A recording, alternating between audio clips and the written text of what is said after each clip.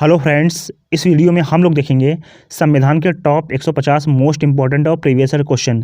दोस्तों, अगर आप किसी भी कॉम्पिटिटिव एग्जाम की तैयारी कर रहे हैं तो ये वीडियो आपके लिए बहुत ही इंपॉर्टेंट होने वाला है, क्योंकि इस वीडियो में संविधान के सभी मोस्ट इंपॉर्टेंट और प्रीवियस ईयर क्वेश्चन को कवर किया गया है, जो आपके एग्जाम के लिए बहुत इंपॉर्टेंट है। तो वीडियो को बिना स्किप किए पूरा देखिए। चलिए शुरू करते हैं। क्वेश्चन नंबर फर्स्ट है, भारतीय संविधान को बनाने में कितना समय लगा था। दोस्तों, भारतीय संविधान को बनाने में 2 वर्ष 11 माह और 18 दिन लगे थे। ठीक है, इंपॉर्टेंट क्वेश्चन रहेगा, इसको याद रखिएगा। 2 वर्ष 11 माह और 18 दिन लगे थे भारतीय संविधान को बनाने में। अगला क्वेश्चन है, विश्व का सबसे लंबा लिखित संविधान किस देश का है। दोस्तों, विश्व का सबसे लंबा लिखित संविधान है भारत का। इंपॉर्टेंट रहेगा, इसको याद रखिएगा। अगला क्वेश्चन है, संविधान सभा में उद्देश्य प्रस्ताव किसने प्रस्तुत किया था। इंपॉर्टेंट क्वेश्चन रहेगा दोस्तों। संविधान सभा में उद्देश्य प्रस्ताव प्रस्तुत किया था पंडित जवाहरलाल नेहरू ने। नेक्स्ट क्वेश्चन है, पंडित जवाहरलाल नेहरू ने किस तिथि को संविधान सभा में उद्देश्य प्रस्ताव प्रस्तुत किया था। दोस्तों, ये भी इंपॉर्टेंट क्वेश्चन रहेगा, प्रीवियस में पूछा गया क्वेश्चन है। पंडित जवाहरलाल नेहरू ने किस तिथि को संविधान सभा में उद्देश्य प्रस्ताव प्रस्तुत किया था। तो दोस्तों, 13 दिसंबर 1946 को पंडित जवाहरलाल नेहरू ने संविधान सभा में उद्देश्य प्रस्ताव प्रस्तुत किया था। इसको याद रखिएगा, इंपॉर्टेंट रहेगा। अगला क्वेश्चन है, भारतीय संविधान में महिला सदस्य संख्या कितनी थी। दोस्तों, भारतीय संविधान में महिला सदस्य संख्या थी 15। अगला क्वेश्चन है, भारत का मूल रूप संविधान हाथ से किसके द्वारा लिखा गया था। दोस्तों, भारत का मूल रूप संविधान हाथ से लिखा गया था प्रेम बिहारी नारायण रायजादा के द्वारा। ठीक है, तो इसको याद रखिएगा, इंपॉर्टेंट रहेगा। अगला क्वेश्चन है, संविधान की प्रारूप समिति, दोस्तों इसको आया था मसौदा समिति, ठीक है, के अध्यक्ष कौन थे। दोस्तों, संविधान की प्रारूप समिति यानी मसौदा समिति के अध्यक्ष थे डॉक्टर भीमराव अंबेडकर। अगला क्वेश्चन है, संविधान की प्रारूप समिति में यानी मसौदा समिति के कुल सदस्यों की संख्या कितनी थी। दोस्तों, संविधान की प्रारूप समिति में सदस्यों की कुल संख्या थी 7। ठीक है, इंपॉर्टेंट रहेगा, इसको याद रखिएगा। अगला क्वेश्चन है, संविधान सभा का अस्थायी अध्यक्ष किसे नियुक्त किया गया था। दोस्तों, संविधान सभा का अस्थायी अध्यक्ष नियुक्त किया गया था डॉक्टर सच्चिदानंद सिन्हा को। ठीक है, 9 दिसंबर 1946 को इनको अस्थायी अध्यक्ष नियुक्त किया गया था। अगला क्वेश्चन है, संविधान सभा का स्थायी अध्यक्ष किसे नियुक्त किया गया था। दोस्तों, डॉक्टर राजेंद्र प्रसाद को संविधान सभा का स्थायी अध्यक्ष नियुक्त किया गया था। अगला क्वेश्चन है, संविधान सभा द्वारा भारतीय संविधान को कब अंगीकृत यानी पारित यानी अपनाया गया था। ठीक है, तो दोस्तों, संविधान सभा द्वारा भारतीय संविधान को 26 नवंबर 1949 को अपनाया गया था। ठीक है, यानी अंगीकृत किया गया था।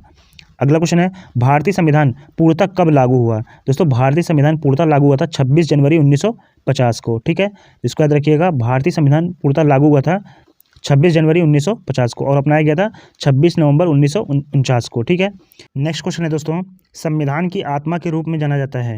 दोस्तों, संविधान की आत्मा के रूप में जाना जाता है प्रस्तावना को।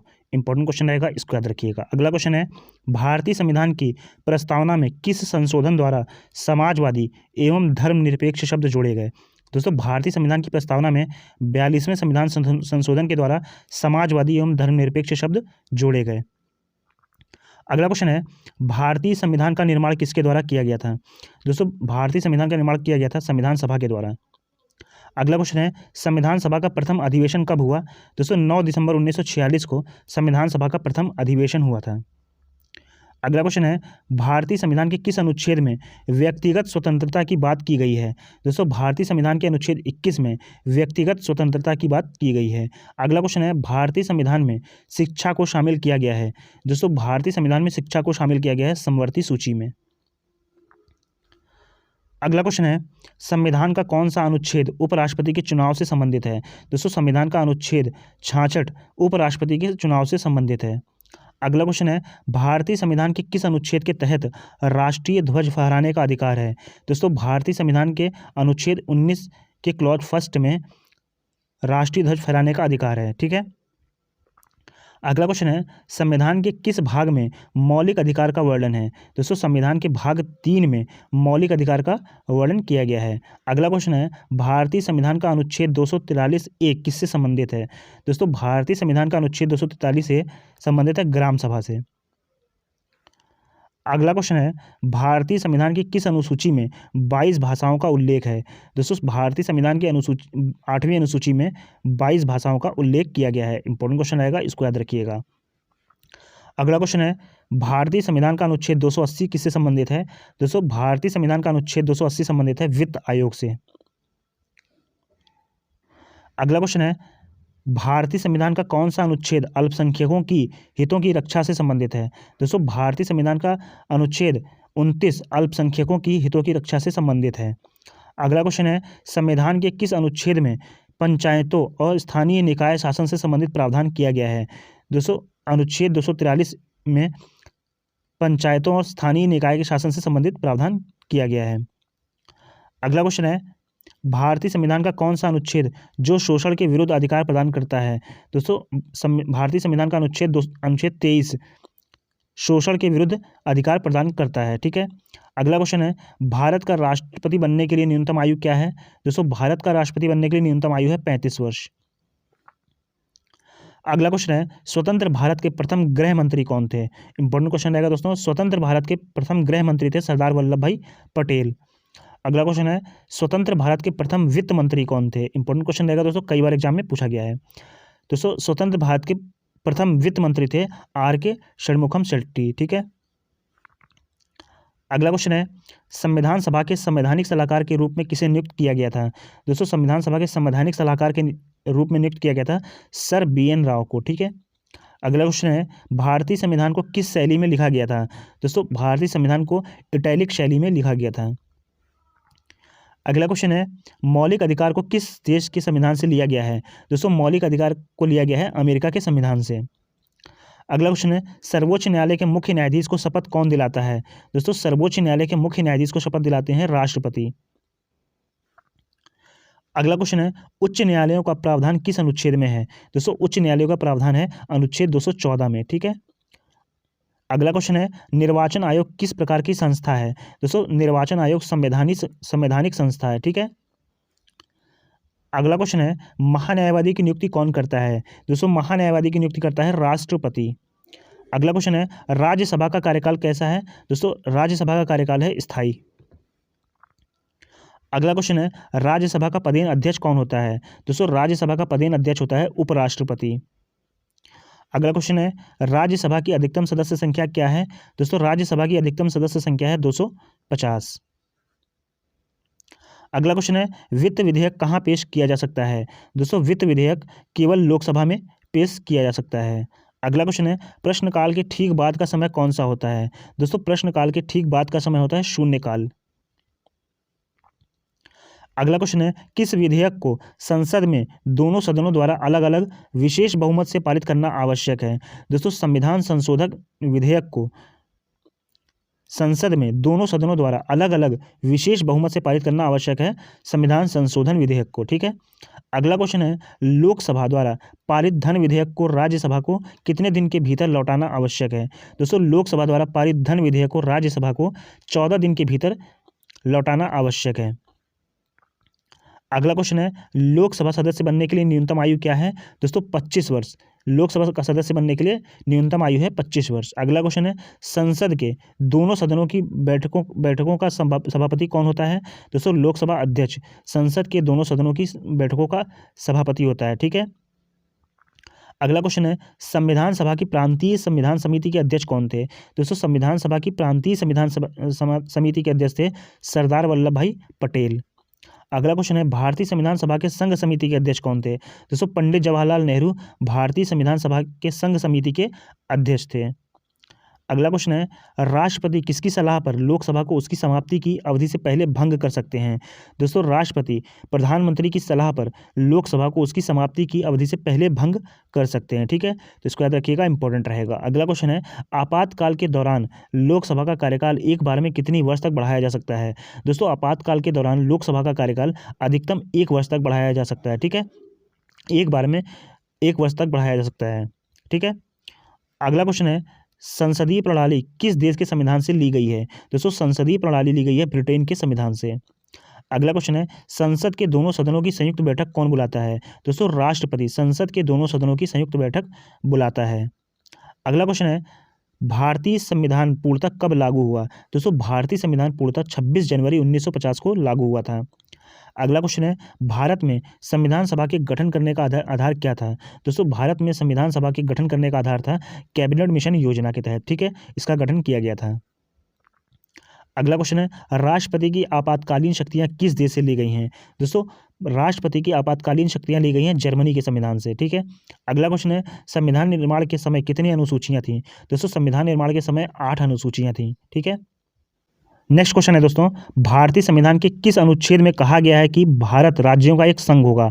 दोस्तों भारतीय संविधान के अनुच्छेद 1 में कहा गया है कि भारत राज्यों का एक संघ होगा। ठीक है, तो इसको याद रखिएगा, इंपॉर्टेंट रहेगा। अगला क्वेश्चन है, भारतीय संघ में किसी राज्य को सम्मिलित करने का अधिकार किसको है? दोस्तों भारतीय संघ में किसी राज्य को सम्मिलित करने का अधिकार है संसद को। ठीक है, इंपॉर्टेंट रहेगा, इसको याद रखिएगा। अगला क्वेश्चन है, ग्राम पंचायत का गठन किस अनुच्छेद के तहत किया गया है? दोस्तों ग्राम पंचायत का गठन अनुच्छेद 40 के तहत किया गया है। ठीक है, अगला क्वेश्चन है, संवैधानिक उपचारों का अधिकार किस अनुच्छेद में वर्णित है? दोस्तों अनुच्छेद 32 में वर्णित है संवैधानिक उपचारों का अधिकार। अगला क्वेश्चन है, धन विधेयक किस अनुच्छेद में वर्णित है? दोस्तों धन विधेयक अनुच्छेद 110 में वर्णित है।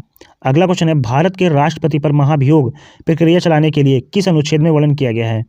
दोस्तों भारत के राष्ट्रपति पर महाभियोग प्रक्रिया चलाने के लिए अनुच्छेद 61 में वर्णन किया गया है। ठीक है, इंपॉर्टेंट रहेगा, इसको याद रखिएगा। अगला क्वेश्चन है, राष्ट्रपति को सहायता और सलाह देने के लिए मंत्रिपरिषद होगी किस अनुच्छेद में वर्णित है? दोस्तों राष्ट्रपति को सहायता और सलाह देने के लिए मंत्रिपरिषद होगी अनुच्छेद 74 में वर्णित है। अगला क्वेश्चन है, उच्चतम न्यायालय की स्थापना और गठन की बात किस अनुच्छेद में कही गई है? दोस्तों उच्चतम न्यायालय की स्थापना और गठन की बात की गई है अनुच्छेद 124 में। ठीक है, इंपॉर्टेंट रहेगा, इसको याद रखिएगा। अगला क्वेश्चन है, देश का संवैधानिक प्रधान कौन होता है? दोस्तों देश का संवैधानिक प्रधान होता है राष्ट्रपति। अगला क्वेश्चन है, देश का सर्वोच्च विधि अधिकारी कौन होता है? दोस्तों महान्यायवादी देश का सर्वोच्च विधि अधिकारी होता है। अगला क्वेश्चन है, राज्यसभा का सदस्य बनने के लिए न्यूनतम आयु क्या है? दोस्तों राज्यसभा का सदस्य बनने के लिए न्यूनतम आयु है 30 वर्ष। अगला क्वेश्चन है, राष्ट्रपति कितने प्रकार के आपातकाल की घोषणा कर सकता है? दोस्तों राष्ट्रपति 3 प्रकार के आपातकाल की घोषणा कर सकता है। अगला क्वेश्चन है, भारत में पहली बार आपातकाल की घोषणा कब की गई थी? दोस्तों भारत में पहली बार आपातकाल की घोषणा की गई थी 1962 में। अगला क्वेश्चन है, राज्य में धन विधेयक को कहाँ प्रस्तुत किया जा सकता है? दोस्तों राज्य में धन विधेयक को प्रस्तुत किया जा सकता है विधानसभा में। अगला क्वेश्चन है, संविधान के किस भाग में संशोधन प्रक्रिया का उल्लेख है? दोस्तों संविधान के भाग 20 में संशोधन प्रक्रिया का उल्लेख किया गया है। अगला क्वेश्चन है, भारतीय संविधान में प्रथम संशोधन कब हुआ? दोस्तों भारतीय संविधान में प्रथम संशोधन हुआ था 1951 में। अगला क्वेश्चन है, किस संविधान संशोधन द्वारा लोकसभा के कार्यकाल को 6 वर्ष से घटाकर 5 वर्ष कर दिया गया था? दोस्तों संविधान संशोधन द्वारा लोकसभा के कार्यकाल को 6 वर्ष से घटाकर 5 वर्ष कर दिया गया था 44वें संविधान संशोधन के द्वारा। ठीक है, तो इसको याद रखिएगा, इंपॉर्टेंट रहेगा। अगला क्वेश्चन है, संविधान संशोधन के लिए विधेयक किस सदन में पेश किया जा सकता है? दोस्तों संविधान संशोधन के लिए विधेयक किसी भी सदन में पेश किया जा सकता है। ठीक है, तो इसको याद रखिएगा, इंपॉर्टेंट रहेगा। अगला क्वेश्चन है, अस्पष्टता उन्मूलन किस अनुच्छेद में वर्णित है? दोस्तों अस्पष्टता का उन्मूलन वर्णित है अनुच्छेद 17 में। अगला क्वेश्चन है, उपाधियों का अंत किस अनुच्छेद में वर्णित है? दोस्तों अनुच्छेद 18 में वर्णित है उपाधियों का अंत। अगला क्वेश्चन है, मौलिक अधिकार का निलंबन कौन कर सकता है? दोस्तों मौलिक अधिकार का निलंबन कर सकता है राष्ट्रपति। अगला क्वेश्चन है, भारत के मौलिक अधिकार में सुनवाई करने का अधिकार किसको है? दोस्तों भारत के मौलिक अधिकार में सुनवाई करने का अधिकार है सर्वोच्च न्यायालय को। ठीक है, इंपॉर्टेंट रहेगा, इसको याद रखिएगा। अगला क्वेश्चन है, संपत्ति के मौलिक अधिकार को किस संशोधन द्वारा समाप्त किया गया था? दोस्तों संपत्ति के मौलिक अधिकार को 44वें संविधान संशोधन के द्वारा समाप्त किया गया था। इंपॉर्टेंट रहेगा, कई बार एग्जाम में पूछा गया क्वेश्चन है। अगला क्वेश्चन है, 6 से 14 वर्ष की आयु तक शिक्षा का अधिकार कैसा अधिकार है?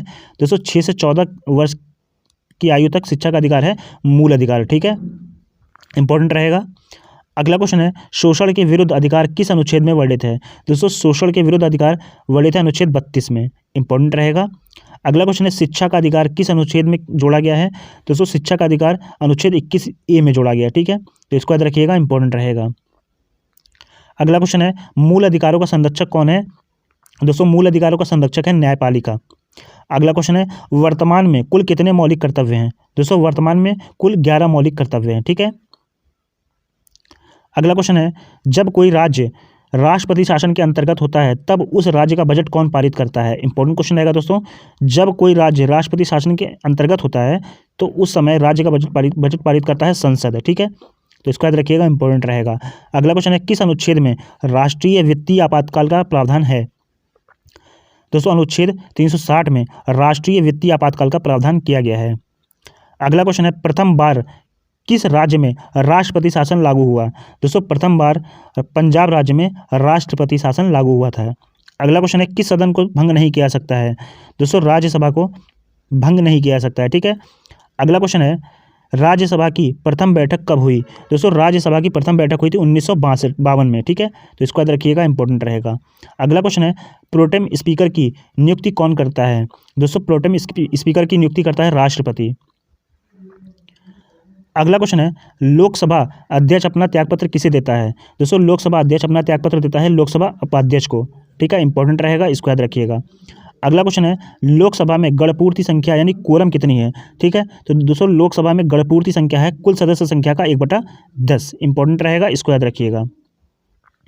अगला क्वेश्चन है प्रथम लोकसभा अध्यक्ष कौन थे? दोस्तों प्रथम लोकसभा अध्यक्ष थे गणेश वासुदेव मावलंकर, ठीक है, जीवी मावलंकर कहा जाता है, गणेश वासुदेव मावलंकर, ठीक है, प्रथम लोकसभा अध्यक्ष थे, ठीक है। अगला क्वेश्चन है प्रथम लोकसभा महिला अध्यक्ष कौन थी? दोस्तों मीरा कुमार प्रथम लोकसभा अध्यक्ष थी, ठीक है, तो इसको याद रखिएगा, इंपॉर्टेंट रहेगा। अगला क्वेश्चन है बजट किसके द्वारा पारित किया जाता है? दोस्तों बजट पारित किया जाता है लोकसभा के द्वारा, ठीक है। अगला क्वेश्चन है भारतीय लोकसभा को कौन भंग कर सकता है? दोस्तों भारतीय लोकसभा को भंग कर सकता है राष्ट्रपति। अगला क्वेश्चन है संसद के कितने अंग हैं? दोस्तों संसद के 3 अंग हैं, ठीक है, तो इसको याद रखिएगा, इंपॉर्टेंट रहेगा। अगला क्वेश्चन है संसद सदस्यों के वेतन का निर्धारण कौन करता है? दोस्तों संसद के सदस्यों के वेतन का निर्धारण करता है संसद, ठीक है।